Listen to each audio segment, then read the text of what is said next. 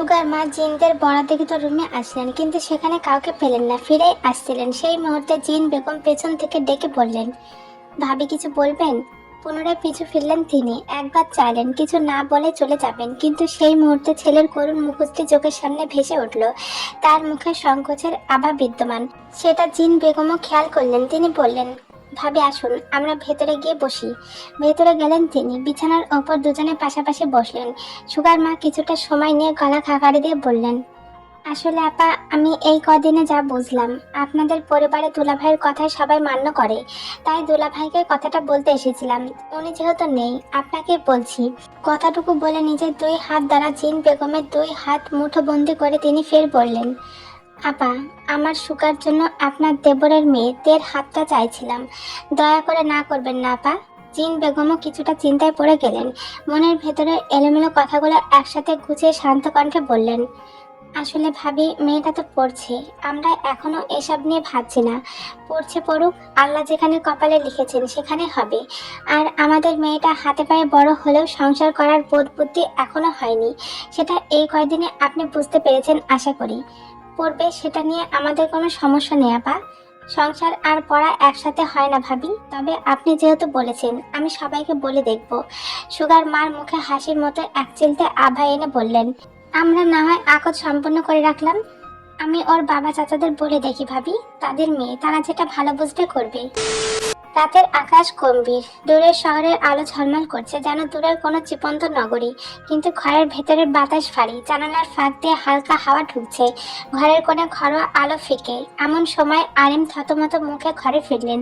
স্বামীকে দেখে জিন বেগম এগিয়ে গিয়ে কিছু বলতে চাইছিলেন, কিন্তু তার আগেই আরেম বলে উঠলেন, কি হয়েছে তোমার ছেলের? শুনলাম ঢাকা ফিরেছে। কাল বউ ভাত ছেড়ে আমরা তো এমনিতেই চলে যেতাম। এত রাতে ঢাকা ফেরার কোনো দরকার ছিল? হয়তো জরুরি কোনো কাজ পেতে গিয়েছে তাই। বাকি কথাটুকু শেষ করার আগে আরেম রেগে মেগে বলতে আরম্ভ করলেন, আর কতভাবে ছেলের দোষ থাকবে জাঙ্গুকের মা? কি কাজ ওর?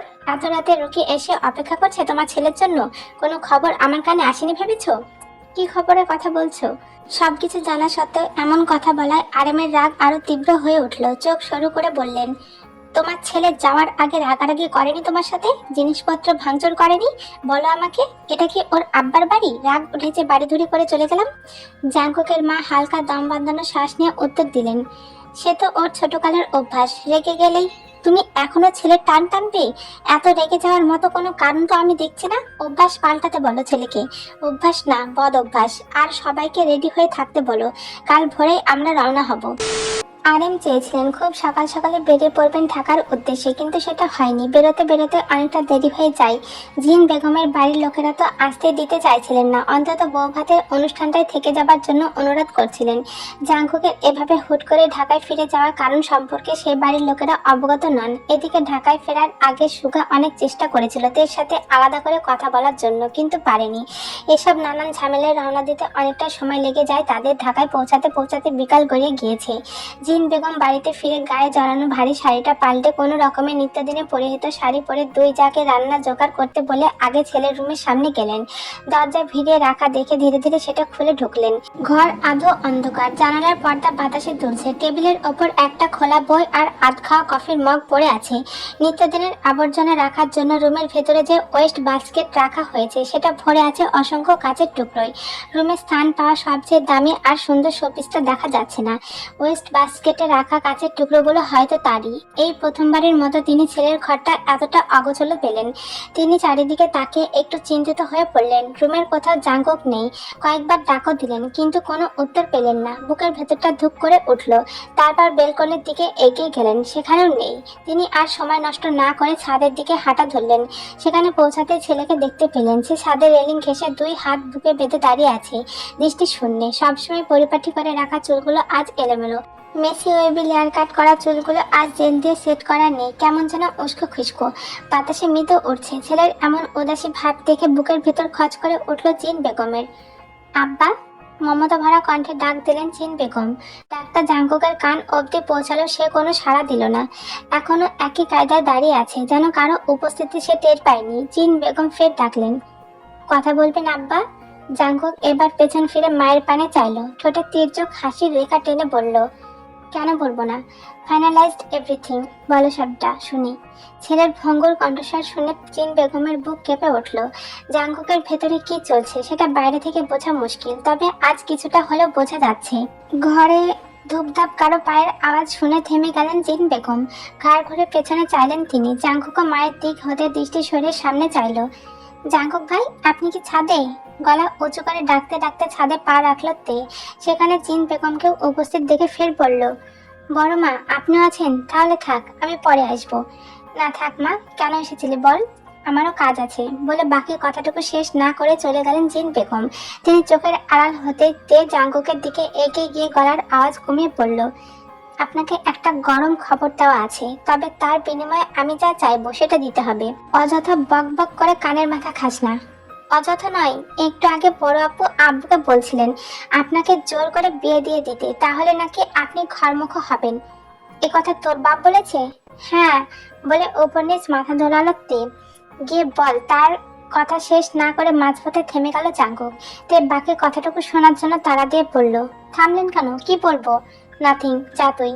বিনিময়ে কিছু একটা চেয়েছিলাম। কি চাস? ভ্রু কুচকে শুধালো জাঙ্কুক। আপনার রুমে সুন্দর একটা পেন দেখেছি, ওটা দিবেন? আবার আমার রুমে গিয়েছিলি? আপনাকে খুঁজতে গিয়েছিলাম, দেবেন কলমটা?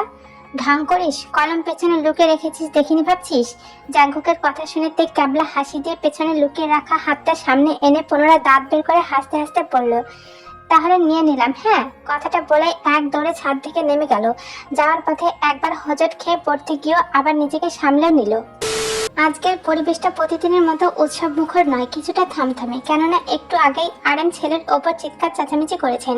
সরাসরি ছেলেকে না বললেও তাকে শুনিয়ে শুনিয়ে জিন বেগমের ওপর চেঁচামেচি করেছেন। জাঙ্কুক নিজের ঘরে থাকার দরুন সবটা শুনেছে, কিন্তু কোনো উত্তর করেনি। যদিও কখনো তর্কাতর্কিতে জড়ায় না সে, বেশি রাগ উঠলে বাড়ি থেকে বেরিয়ে যায়। এসব কথা কাটাকাটি ভালো লাগে না তার। সকাল সকাল খাবার টেবিলে বসে নাস্তা করছে জীবন পরিবার। খাবার প্লেট আর চামচের ঠকঠক শব্দ ব্যতীত কারোর মুখে কোনো কথা নেই। নীরবতা ভেঙে জিন বেগম বললেন, বলছিলাম নাজমা ভাবি আমার কাছে একটা প্রস্তাব দিয়েছিল তার ছোট ছেলের জন্য। আমাদের মেয়ের হাত চাইছে। সবাই এক জায়গায় আছো তাই এখন বললাম। তুমি কি বলেছো ভাবি?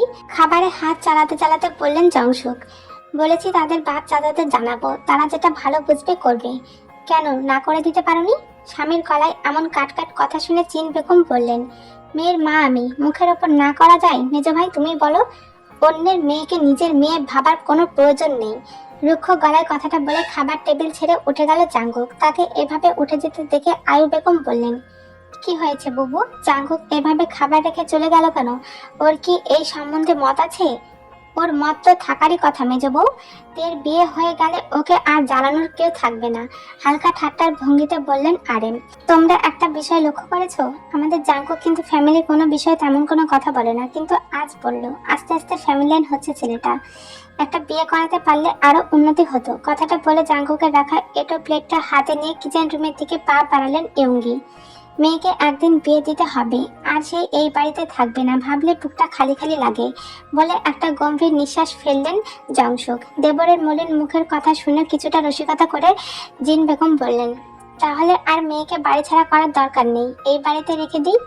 যেমন দেবর তেমন ভাবি, মেয়েকে ঘরের খুঁটি করে রেখে দিও। আরে এইসব বিয়ে দিয়ে বাদ দাও তো তোমরা। কদিন পরে আমার ফাইনাল পরীক্ষা। এরই মধ্যে তে পরিপাটি হয়ে ডাইনিং এ আসলো। আজকে তার মন মেজাজ ফোরফোরে, কেননা সকাল সকাল বড় আব্বু চেঁচামেচি শুনে ঘুম ভেঙেছে তার। যখন চেঁচামেচির কারণে জাঙ্কুক ভাই, তখন আর লাগে কি? ঘুম থেকে উঠে সে লাফাতে আরম্ভ করেছিল। মনে হচ্ছিল বড় আব্বু বক্সে গান বাজাচ্ছে আর সে সেই গানে তালে তালে ড্যান্স করছে। পুরো কথা না শুনলেও তাহির শেষ কথাটা শুনে সে বলল, কি হয়েছে গো? কার বিয়ে? জাঙ্কুক ভাইয়ের। নিজের বিয়ের কথা চলছে শুনলে তার বাচ্চা মনে প্রভাব পড়তে পারে। 2 দিন পরে তার রেজাল্ট, তার কয়েক মাস পরে ভর্তি পরীক্ষা। এই মুহূর্তে কোনো মানসিক আঘাত পেলে ঠিক করে পড়ায় মন দিতে পারবে না। তাই প্রসঙ্গ পাল্টাতে আরেম বললেন, তোর তো কোচিং আছে, একা যেতে পারবি? হ্যাঁ পারবো, কিন্তু জাঙ্কুক ভাই তো হসপিটালে যাবে তাই না বড় মা? আমি ওনার সাথেই চলে যাব। কিছুক্ষণের মধ্যে পরিপাটি হয়ে নিচে নামলো জাঙ্কুক। বাড়ি থেকে কোথাও যাওয়ার আগে জিন বেগম যেখানে থাকুক না কেন, জাঙ্কুক তাকে খুঁজে বের করে বলবে আম্মু আসতেই। ছোটকালের অভ্যাস পাল্টানো মুশকিল। প্রতিদিনের মতো আজও জাঙ্কুক মায়ের উদ্দেশ্যে বলল, আসছি। আজ আর আম্মু বলে সম্বোধন করেনি। জিন বেগম বুঝলেন ছেলের অভিমান, এটা নেহাত ছেলে মানুষই বই কি আর কিছু না। তে শেষ খাবারটুকু গালে পড়তে পড়তে পড়ল, 1 মিনিট দাঁড়ান ভাইয়া, আমিও যাব। জাঙ্কুক তের কথা কানে শুনলেও পায়ের গতির কোনো তারতম্য বোঝা গেল না। সে পুরুষালী কদমে এগিয়ে গেল। জিন বেগমের হঠাৎ অতীতের একটা কথা মনে পড়ল। তখন তে অনেকটাই ছোট নয়, 10 বছর বয়স হবে হয়তো। তাদের বাড়ির পাশের বাড়িতে একটা পিচ্চি ছিল, তার সাথে প্রায় খেলা করতে যেত সে। একদিন কাউকে কিছু না বলে তাদের বাড়িতে খেলতে যায় তে। এদিকে বাড়ি শুদ্ধ লোক তাকে খুঁজে খুঁজে আধমরা হয়ে গিয়েছে। তারপর জাঙ্কুক গিয়ে খুঁজে নিয়ে আসে। সেদিন একটা চড়ও মেরেছিল। বাড়িতে আনার পর এটা নিয়ে আয়ু বেগম তাকে মারতে মারতে বলেছিল, দেখ তোর জাঙ্কুক ভাইকে দেখ, এত বড় হয়েছে, কলেজে পড়ে, তবুও যেখানে যাক না কেন তোর বড় মুখে বলে যায়। আর তুই? তারপর থেকে কিছুদিন বাড়ির বাইরে তো বাদ, ঘুমাতে গোসল ওয়াশরুম যেখানে যাক না কেন মাকে বলে যেত। একদিন তার খুব জোরে ওয়াশরুম পেয়েছে, রুম থেকে দৌড়ে বেরিয়েছে মাকে জানাতে। সে ওয়াশরুমে যাচ্ছে, ডাইনিং রুমে এসে দেখে জাঙ্কুক আর আয়ু বেগম কথা বলছে। সে তাদের দিকে এগিয়ে এসে পেট চেপে ধরে দাঁড়িয়ে আছে। কথার মধ্যে কথা বলা বেয়াদবি হবে, এদিকে পেটে ব্যথাও করছে। সে যে অসুস্থতা আছে সেটা তার মুখে ফুটে উঠেছে। খানিক বাদে আয়ু বেগম সেটা লক্ষ্য করে বললেন, কি হয়েছে তোর, পেট চেপে ধরে দাঁড়িয়ে আছিস কেন? সে জিজ্ঞাসা করলো, আম্মু ওয়াশরুমে যাব। না যাস না ইডিয়েট।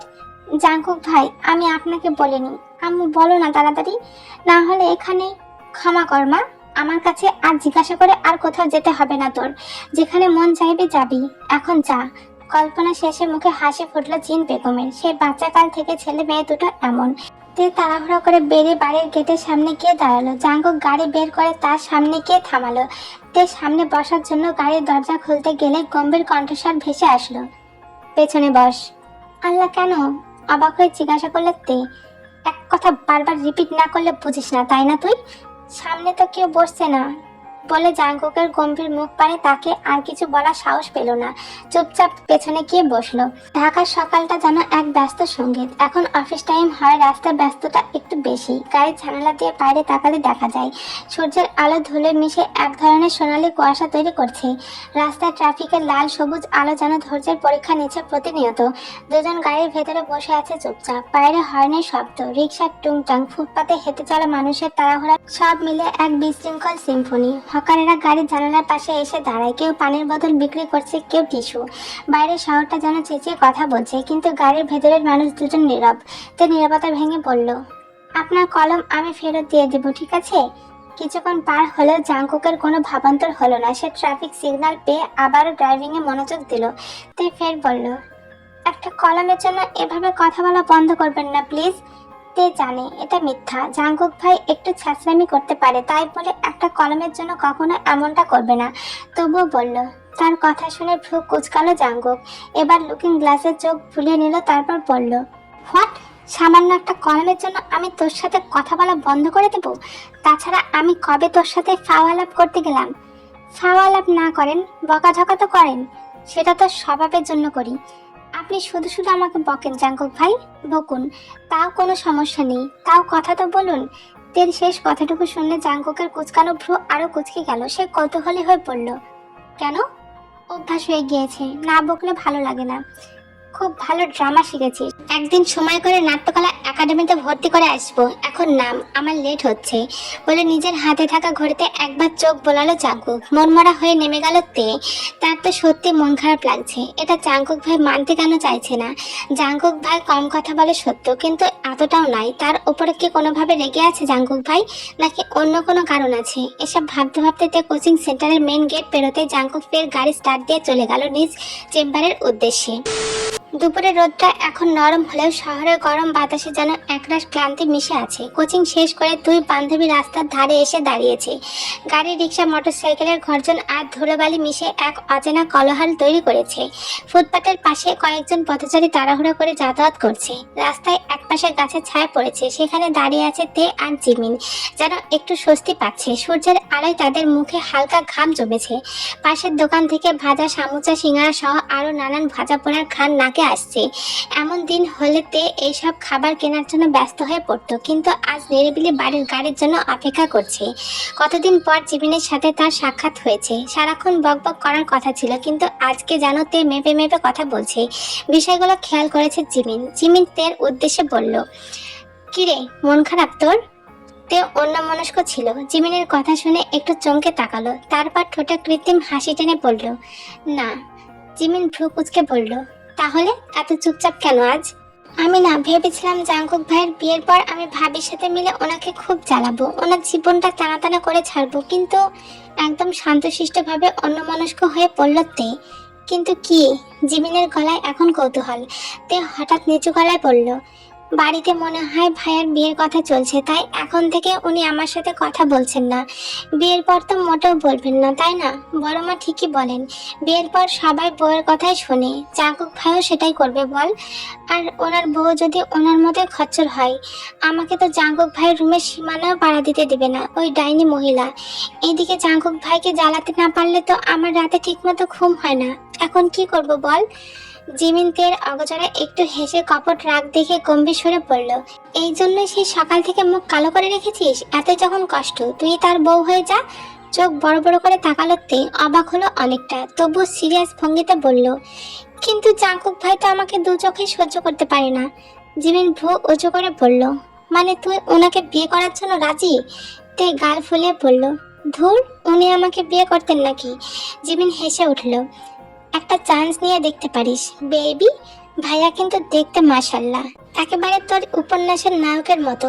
এতক্ষণে অন্যমনস্কতার ভাব কাটল তে, নিজের মধ্যে ফিরল সে আর বলল, জিমিন থাম তুই, তোর সাথে সেটিং করিয়ে দেব, তারপর আমরা দুইজন জাঙ্কুক ভাইয়ের ঘাড়ের ওপর উঠে নাচবো। ভালো আইডিয়া না? বলে দুই বান্ধবী একসাথে উচ্চস্বরে হাসতে আরম্ভ করলো।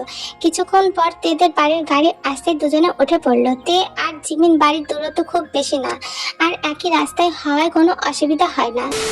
হাতে একটা প্যারাশুট তেলের বোতল দিয়ে মায়ের পেছন পেছন ঘুরে বেড়াচ্ছে তে। দুনিয়ার সব কাজ আবদার করার সময় বড় মার কাছে গেলেও এই একটা কাজের জন্য আয়ু বেগমের পেছনে পড়ে থাকে। মায়ের হাতে তেল লাগানো ছাড়া তার পছন্দ হয় না। ইয়ঙ্গি বারবার বলেছেন, আয় আমি তেল লাগিয়ে দিই, কিন্তু সে লাগাতে দেয়নি।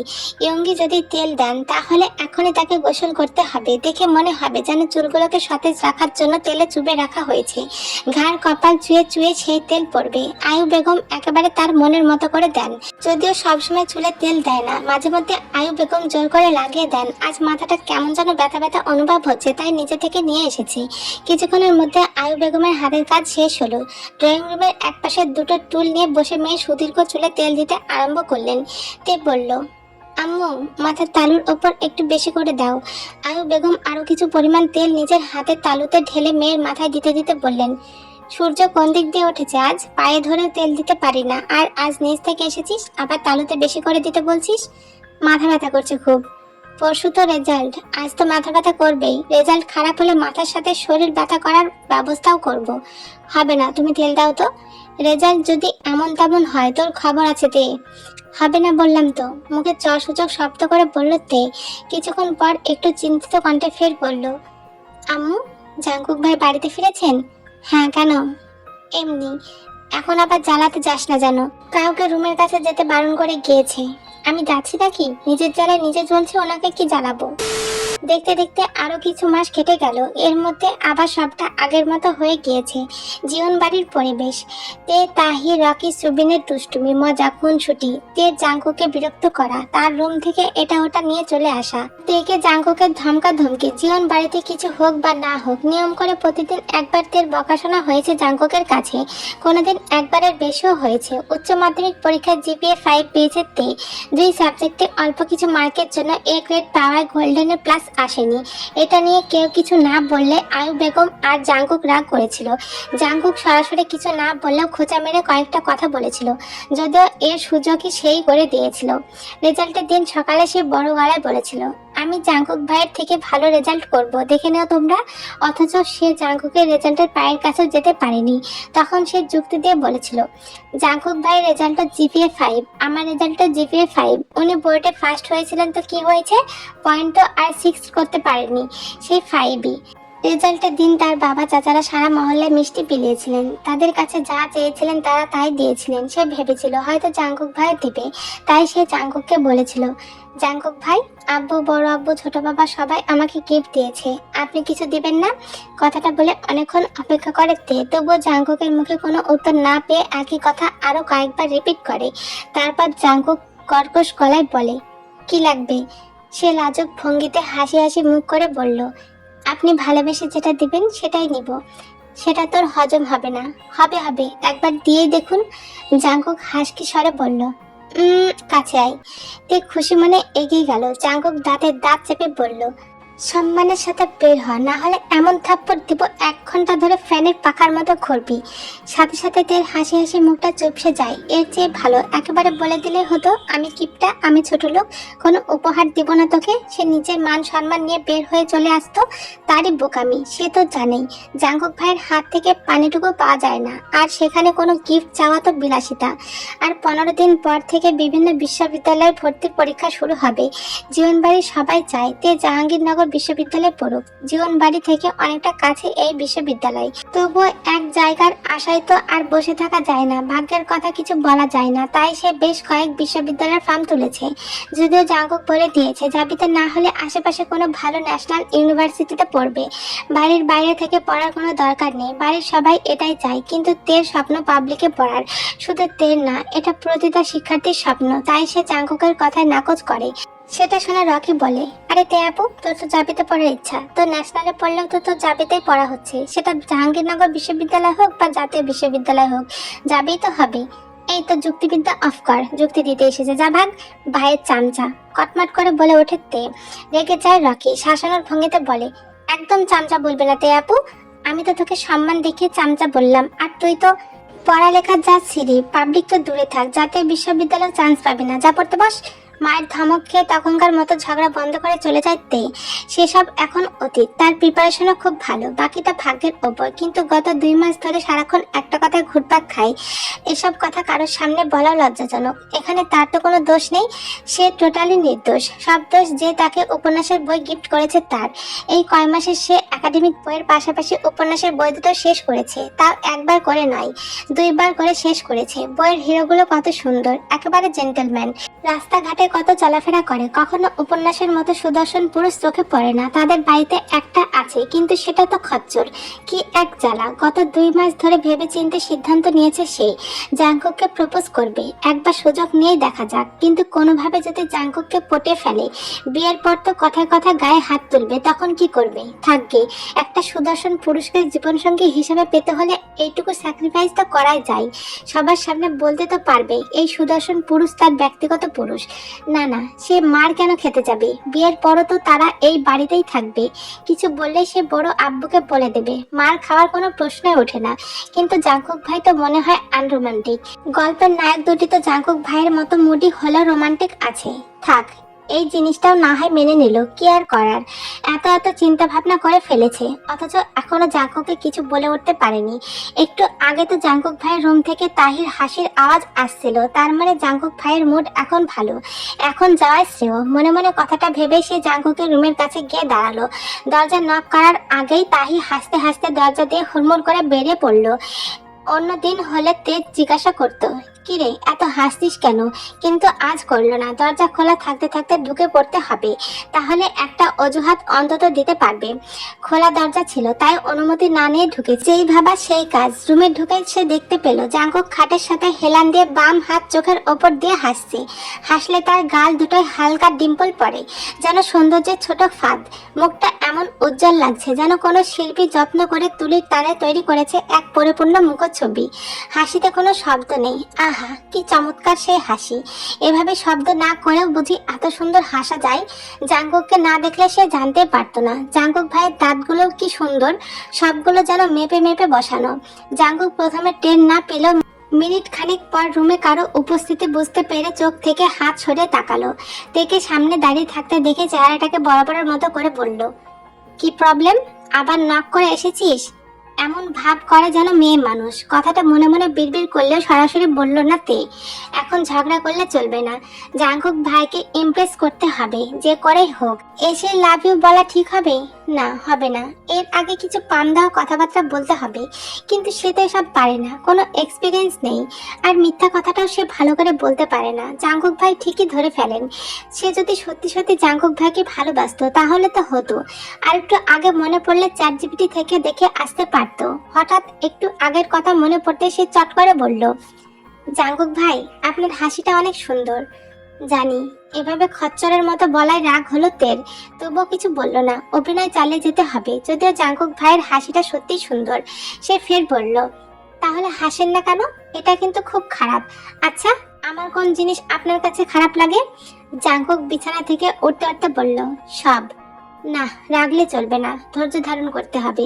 এইটুকুতে যদি রেগে যায় তাহলে সারা জীবন সংসার করবে কিভাবে? বুকের ভেতর ধুকপুক ধুকপুক করছে। সে এবার গলা ঝেড়ে পড়ল, আই লাভ ইউ জাঙ্কুক ভাই। বলে নাক মুখ খিচে বন্ধ করে দাঁড়িয়ে রইল। এখন নিশ্চয়ই দুই গালে দুইটা ঠাটিয়ে জ্বর খাবে। মান না হয় খেলো, কিন্তু এই কথা যদি জাঙ্কুক ভাই বাড়ি শুদ্ধ লোকেদের জানিয়ে দেয় তাহলে কি হবে? হাই হাই, এতক্ষণ কেন এই কথা মাথায় আসেনি তার? তাহলে জীবনেও সে এসব কথা বলতো না। সেভাবে চোখ বন্ধ রেখে সে ফের বলল, আপনার আল্লাহর কিরি লাগে জাঙ্কুক ভাই, এসব কথা কাউকে বলবেন না। বলেই এক দৌড়ে রুম থেকে বেরিয়ে যায় তেল। এদিকে রোবটের মতো দাঁড়িয়ে আছে জাঙ্কুক। কি বলে গেল এই মেয়ে? সে কি ঠিক শুনলো? ভালোবাসি বললো নাকি ভুল শুনলো? এটা আবার কোন লেভেলের নাটকবাজি করে গেল? কি চলছে বেদবটার মনে? সাহসটা কি একটু বেশি বেড়ে গেছে? সেই বিকালে জাঙ্কুকের রুম থেকে ফিরে নিজেকে ঘরবন্দি করেছে তে, আর বাইরে বের হয়নি। জাঙ্কুক ভাই যে লেভেলের হিটলার, নিশ্চয়ই সবাইকে সবটা বলে দিবেন। সামনাসামনি ফাঁস করলে বেশি লজ্জায় পড়তে হবে। তাই জাঙ্কুক ভাই সবাইকে বলে টলে যাক, তারপর না হয় পিঠ পেতে মায়ের হাতের মার খেয়ে নেবে। তবে আর একটা বার সে জাঙ্কুককে অনুরোধ করে দেখবে, যদি এই যাত্রায় কোনোভাবে মান সম্মানটা রক্ষা করা যায়। তবে আশ্চর্যের ব্যাপার হলো জাঙ্কুকও এখনো রুম থেকে বের হয়নি। সে তখন থেকে দরজার দিকে চেয়ে আছে। জাঙ্কুক বেরোলে গিয়ে পা জড়িয়ে ধরবে, কয়েকবার অনুরোধ করবে। তারপর যদি না শুনবে, এত সে নিচে নামতে পারবে না। খালি তো রূপই আছে, তাছাড়া আর কি বা আছে? তার চেহারা কি কম নাকি? সে কেন এত নিচে নামতে যাবে? এসব হাবিজাবি ভাবনার মাঝেতে খট করে দরজা খোলার আওয়াজ পেল। মুহূর্তে বুঝতে পারলো জাঙ্কুক দরজা খুলছে। কোন রকমে গায়ে ওড়নাটা ঠিকঠাক করে এক দৌড়ে গিয়ে পেছন থেকে জাঙ্কুকের পা জড়িয়ে ধরে আর্তনাদ করে বলল, আর জীবনেও এসব উল্টাপাল্টা কথা বলবো না জাঙ্কুক ভাই। এইবারের মতো মাফ করে দিন প্লিজ। আম্মুর কানে গেলে খুব মারবে। কানে তো চলে এসেছে। কি করেছিল জাঙ্কুক? খালি একবার বল। বড় হচ্ছে আর গাদা হচ্ছে। ছাদ থেকে শুকনো জামা কাপড় নিয়ে আসছিল আয়ু বেগম। মাঝপথে এমন কাহিনী দেখে কথাটা বললেন তিনি। মায়ের কণ্ঠ শুনে তড়িঘড়ি করে উঠে দাঁড়ালো তে। জামা ঝাড়তে ঝাড়তে আল্লাহর দরবারে ফরিয়াদ করতে লাগলো সে। আল্লাহ বোধহয় তার ডাক শুনলো। জাঙ্কুক বলল, মেজো চাচ্চু কোথায়? ফিরেছেন? না, এখনো ফেরেনি। কি হয়েছে আমাকে বল। তেমন কিছু না, একটা জিনিস চাওয়ার আছে। তের দিকে বাঁকা চোখে তাকিয়ে কথাটা বলল জাঙ্কুক। আচ্ছা, আসলে তোকে জানাবো। বলে তের জামা কাপড়গুলো ওর হাতে আর জাঙ্কুকের টি শার্ট দুটি জাঙ্কুকের হাতে দিয়ে চলে গেলেন তিনি। মা জায়গা ত্যাগ করতেই তে মুখ কাচুমুচু করে জিজ্ঞাসা করলো, আব্বুর কাছে কি চাইবেন জাঙ্কুক ভাই? তোর বাপের কাছে কিছু চাইতে হলে তোর কাছে আগে টিকিট কাটতে হবে নাকি? কপালে কয়েকটি ভাঁজ ফেলে বলল জাঙ্কুক। বুঝেছি, আমার জানটাকে চাইবেন তাই না? তোর জান দিয়ে আমার কি হবে? তে মুখ গোমরা করে দাঁড়িয়ে রইল শুধু। তার জামা কাপড়ের সাথে আয়ু বেগম ফুল করে জাঙ্কুকের একটা শার্টও তার কাছে দিয়ে গিয়েছেন। জাঙ্কুক সেটা দেখে তের কাছে থাকা কাপড়ের দলা থেকে নিচের শার্টটি ধীরে গতিতে টেনে নিতে নিতে খুব আস্তে ফিসফিস করে বলল, আমার জানটাকে চাইবো। তে বিদ্যুৎ বেগে মাথা তুললো। চোখাচোখি তো দূরে থাক, সে জাঙ্কুকের মুখটাও দেখতে পেল না। কথাটা বলে জাঙ্কুক আর এক সেকেন্ডও অপেক্ষা করেনি, বড় বড় পা ফেলে জায়গা ত্যাগ করেছে। তে এখনো জাঙ্কুকের যাওয়ার পানে তাকিয়ে আছে। জাঙ্কুক ভাই তাকে মারাতো দূরে থাক, বকলেনও না, আর আব্বুর কাছেও কিছু বলবে না। তার মানে কাউকে কিছু বলবে না, এটা নিশ্চিত। জাঙ্কুক ভাই মনে হয় বুঝতে পেরেছে এতে তার কোনো দোষ নেই, সবটাই বয়সের দোষ। সে কি তাহলে আরেকটা সুযোগ নিয়ে দেখবে, যদি কোনোভাবে পাথরে ফুল ফোটানো যায়? সন্ধ্যাটা তখন ধীরে ধীরে গাঢ় হয়ে উঠেছে। জীবন বাড়িতে মুড়ি মাখানোর তোড়জোড় চলছে। যৌথ পরিবার হওয়ায় এইটুকুতে যেন বাড়িতে উৎসবের আবহ সৃষ্টি করেছে। বাড়ির 4 পুরুষ বাদে বাকিরা ড্রয়িং রুমে জড়ো হয়েছে। ইয়নকি মরিচ পেঁয়াজ কেটে এনে আয়ু বেগমের হাতে দিলেন। এসব মাখামাখি বিষয় তিনি ওস্তাদ। জিন বেগম বললেন, বাচ্চারা খাবে, মরিচটা একটু কমিয়ে দিস মেজো। আচ্ছা বুবু। আয়ু বেগম প্রথমে চানাচুর, মরিচ আর পেঁয়াজের মধ্যে মুড়ি মাখানো তেল মিশিয়ে সেটাকে ভালো করে মাখিয়ে নিলেন। তারপর সেগুলোর মধ্যে মুড়ি ঢালতে ঢালতে তেল উদ্দেশ্যে বললেন, জাঙ্কুক খাবে কিনা জিজ্ঞাসা করে আইন। তে মুড়ির ভেতর থেকে একটা বাদাম তুলে মুখে দিয়ে বলল, জাঙ্কুক ভাই এসব খান নাকি? শোনা লাগবে না। আর মনে মনে বলল, পাগল, প্যারেট খেতে সে জাঙ্কুকের রুমে যাবে? তার বুঝি জানের মায়া নেই? তোকে যেতে বলছি যা। তে মুখ বাঁকিয়ে বিরক্তির সহিত বলল, ধুর আম্মু, তুমি একটু বেশি বেশি করো। এই তাহি, তুই যা তো। এত বড় আলসে মেয়ে মানুষ দুইটা নেই পৃথিবীতে। বিয়ের পর সংসার করে খাবি কিভাবে তুই জানোয়ার? তোমরা থাকতে আমি কোন দুঃখে সংসার করতে যাব? গাল ফুলে বলল তে। তোর শ্বশুর বাড়িতে গিয়েও রান্না করে খাইয়ে আসবো আমি? তুমি কি রান্না করো নাকি? আমার শাশুড়ি তো করেন। শেষ কথাটা আস্তে করে বলল তে, বলে মিটিমিটি হাসতে লাগলো। জিন বেগম বললেন, তে তো ঠিকই বলেছে, জাঙ্কুক এসব খাবে না। নিজের পক্ষে একটা লোক পেয়ে তে জিন বেগমের গা ঘেঁষে বসে আদরি ভঙ্গিতে জড়িয়ে ধরলো। সেটা দেখে তাইও গিয়ে মায়ের কোলের ওপর বসে পড়লো। রাত বেশি গভীর নয়। শহরের আকাশে নরম হলুদ আলোয় ঝলমল করছে উঁচু দালানগুলো। জানালার বাইরে থেকে দেখা যায় নিচে সাইলেন্সার রোড। মাঝে মাঝে এক দুটো গাড়ির হেডলাইট ছুঁয়ে যাচ্ছে অন্ধকারকে। সাদা চাদরে ঢাকা বিছানায় একখানা ফোন কানে ধরে শুয়ে আছে তে। কাউকে কল করছে। রিসিভ হতে সে উত্তেজিত কণ্ঠে বলে উঠল, জিমিন রে, আমি জাঙ্কুক ভাইকে আই লাভ ইউ বলে দিয়েছি। তের মুখে এহেন কথা শুনে জিমিনের চোখ বড় বড় হয়ে গিয়েছে। লাস্ট 1 মাস ধরে তে শুধু বলছিল সে জাঙ্কুক ভাইকে প্রপোজ করবে, আর সে ভেবেছে হয়তো দুষ্টুমি করছে তে, তাই সেও রোজ খবর নিত প্রপোজ করেছে কিনা। এতদিন ভেবেছে তে মজা করে এসব বলে, কিন্তু এই মেয়ে সত্যি সত্যি প্রপোজ করে দিয়েছে। জিমিন চুলের ক্লিপ আটকাচ্ছিল। হাতে ধরা চুলের ক্লিপ মাঝ রাস্তায় থেমে গিয়েছে। সে আশ্চর্য হয়ে বলল, তারপর? সে বিকালে বলেছি বলে পালিয়ে এসেছি। তোর ফোন বন্ধ ছিল কেন? সে কখন থেকে পেট গুড়গুড় করছে, কখন তোকে জানাবো। পালিয়েছে শুনে জিমিন হো হো করে হেসে উঠে পড়ল। আরে ভাইয়া কি বলেছে সেটা আগে বল। উনি আবার কি বলবেন? জানে বেঁচে আছি এই শুকরিয়া আদায় কর। মুখ ফুলে পড়ল তে। জিমিন হাতের তালু দিয়ে নিজের কপালে আস্তে একটা চড় দিয়ে বলল, আরে বুদ্ধুরে, কি বলে শুনে আসবি না? সেই পর্যন্ত অপেক্ষা করলে আর জীবন নিয়ে ফিরতে পারতাম না। যাক, অতিশয় ব্যস্ত লোক দুটাই উপস্থিত আছেন। রকি, বাবা তোর মেজো বাবাকে নিচে আসতে বলতো, বলবি আমি ডাকছি। কথাটা বলতে বলতে সিঁড়ি বেয়ে নিচে নামলেন আরেম। প্রথম কথাটা যে তিনি জাঙ্কুক আর জেহবকে খোঁচা মেরে বলেছেন সেটা তারা ভালো করে বুঝেছে। ভাইয়ের ঠেস মারা কথা শুনে হেসে উঠলেন জেহব। তবে জাঙ্কুকের মুখের কোনো পরিবর্তন দেখা গেল না। সে পূর্বের মতো ল্যাপটপের স্ক্রিনে চোখ রেখে কিবোর্ডে আঙুল চালিয়ে যাচ্ছে। মিনিট 5 পর রকি সহ জংশুক নিচে আসলেন। একে একে বাকিরাও উপস্থিত হলো। আরেম মনোযোগ কাড়ার উদ্দেশ্যে গলা খাকারি দিলেন। সকলে এমনিতে মনোযোগী ছিলেন, এখন আরেকটু বাড়তি খেয়াল দিল। অথচ আরেম যার মনোযোগ নেওয়ার উদ্দেশ্যে গলা খাকারি দিলেন, সে এখনো নির্বিকার চিত্তে ল্যাপটপে মুখ গুজে বসে আছে। মেজাজ চড়া হলো তার, তবু কিছু বললেন না। ছেলের দিকে রাগী দৃষ্টিতে তাকিয়ে থেকে বলতে আরম্ভ করলেন, আগামী পরশু বাবার মৃত্যুবার্ষিকী। প্রতিবারই তো সাধ্য মতো মিলাদ ও মাহফিলের আয়োজন করা হয়। এইবার একটু বড়সড় করে করতে চাইছিলাম। বাবা মা দুজনেরই তো একসাথে করতে চাচ্ছি। তোমাদের কি মত? বাবার কথা শুনে তাহির তের কানের কাছে ফিসফিস করে বলল, আপু, প্রতিবার তো কত বড় করে করা হয়, এইবার নাকি আরো বড় হবে। তাহলে কি পুরো ঢাকা সিটির মানুষকে খাওয়াবে নাকি? তেও তাহির মতো ফিসফিস করে বলল, চুপ কর, আগে শুনতে দে। জেহব জংশুক একসাথে বলে উঠলেন, তুমি যেটা ভালো বোঝো সেটাই করো ভাইজান। বাড়ির 3 গিন্নিও তাতে সায় দিলেন। এত ঝামেলা না করে মসজিদে মাদ্রাসায় দান সাদকা করাটা বেটার হবে আই থিঙ্ক। আর এইবার যখন একটু বড় করে করার কথা ভাবা হচ্ছে, তাহলে কয়েকটা এতিমখানায় খাওয়া দাওয়ার ব্যবস্থা করলেই হয়। ল্যাপটপে নিজের কাজ চলমান রেখেই বলল জাঙ্কুক। তার মতামত পেয়ে খুশি হলেন আরেম, তবে সেটা নিজের মুখে প্রকাশ করলেন না, আর কাউকে বুঝতেও দিলেন না। আসলে যারা কম কথা বলে তারা যদি হুট করে কিছু বলে ওঠে, তাহলে সবাই সেই কথায় মনোযোগ ও প্রাধান্য দুটোই দেয়। আর জাঙ্কুক কখনোই বাড়তি বা অপ্রয়োজনীয় কথা বলে না। যাই বলুক সবটা যুক্তিসহ হয়। তার এই প্রস্তাবটা সকলেরই পছন্দ হলো, কিন্তু কেউ কিছু বলল না। সবাই আরেমের মুখের দিকে চেয়ে আছে, সেটা খেয়াল করলেন। তিনি গম্ভীর গলায় বললেন, কি হয়েছে? আমার দিকে তাকিয়ে আছো কেন? নিজেদের মতামত জানাও। জেহব বললেন, জাঙ্কুকের ভাবনাটা মন্দ নয় ভাইজান। সেটা বলবি তো? আমার মুখের দিকে চেয়ে আছিস কেন? আচ্ছা, তাহলে সেভাবে আয়োজন করা হবে। এবারে টোটাল খরচ আমি দেব। ল্যাপটপটা বন্ধ করে একপাশে রেখে কথাটা বলল জাঙ্কুক। কেন? তুমি একা কেন দেবে? প্রতিবার যেমন শরীক থাকে তেমনই থাকো, আমরা সবাই মিলে দেব। এভাবে সবাই মিলে আরো টুকিটাকি আলাপ আলোচনা করলো, কিন্তু তে নিজের ভাবনায় বোধ হয়ে আছে। জাঙ্কুক ভাই মিলাদের সকল খরচ বহন করতে চাইলেন, তার মানে তার ধারণা ভুল। জাঙ্কুক ভাই কিপটা নন। যাক, ভালো হলো। বিয়ের পর সে যা চাইবে জাঙ্কুক ভাই কিনে দেবে, একটু ছাঁচড়ামি করবে না। ইস, কবে যে জাঙ্কুক ভাইকে পটাতে পারবে। আজ থেকে তাহাজ্জুদ নামাজও পড়তে হবে, তাহলে আল্লাহ তার মনের আশা দ্রুত পূরণ করবে ইনশাআল্লাহ।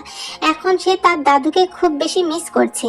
দাদু শুধু শুধু বলতেন তোর আর জাঙ্কুকের বিয়ে দেব, তখন সে কতই না রাগ দেখাতো, হাত পা ছড়িয়ে কান্নাকাটিও করেছে কত। এখন বুড়িটা বেঁচে থাকলে তাকে সবটা বলে কয়ে একটা ব্যবস্থা করতে পারতো। জাঙ্কুক ভাই তো দাদুর কথা খুব মানতেন, দুজন মিলে কি সব সলা পরামর্শ করতেন। সে গেলে চুপ হয়ে যেত, খুব ভালো করে মনে আছে তার। তিনিও দাদুকে খুব ভালোবাসতেন, দাদু কিছু বললে তার কথা নিশ্চয়ই ফেলতে পারতেন না। দাদু মারা যাওয়ার পর থেকে জাঙ্কুক ভাই আরো বেশি গম্ভীর হয়ে গেছেন, কিন্তু একটা বিষয় খুব অদ্ভুত লেগেছিল তার। দাদু মারা গেলে জাঙ্কুক ভাই একটু কান্না করেননি, তবে চোখ দুটো অদ্ভুত রকমের লাল হয়েছিল। মনে পড়লে ভয় লাগে তার, তিনি নাকি কান্না করতে পারেন না। সেও দেখবে ভবিষ্যতে কোনোদিন জাঙ্কুক ভাই কান্না করেন কিনা।